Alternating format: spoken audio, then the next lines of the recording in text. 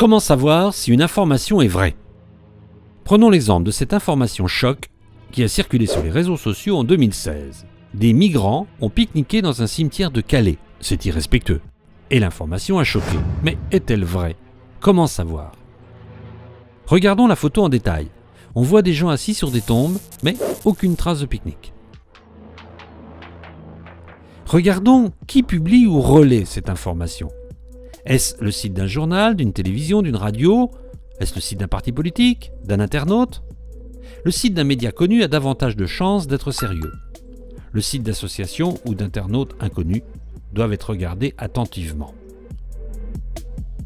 Surtout si on lit des phrases telles que « Pourquoi les médias n'en parlent pas ?» ou « La police ne fait rien ». Ce sont très souvent des signes que les auteurs du texte ne cherchent pas à donner une information, mais à susciter des réactions de lecteurs.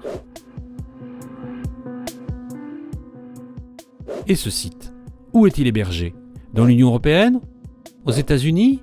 Ou dans un pays d'Afrique ou d'Asie ? Dans ce cas, il ne pourra jamais être poursuivi en justice. Et la photo, a-t-elle déjà été publiée ? Dans ce cas présent, oui. On découvre qu'elle a été prise entre la Serbie et la Croatie en 2015. Ces migrants avaient été empêchés de franchir la frontière. Les soldats qu'on voit à l'arrière-plan les avaient repoussés dans ce cimetière. Si on avait pu grossir la photo, on aurait vu que les noms sur les tombes ne sont pas français, pas plus que les soldats qui surveillent ces migrants.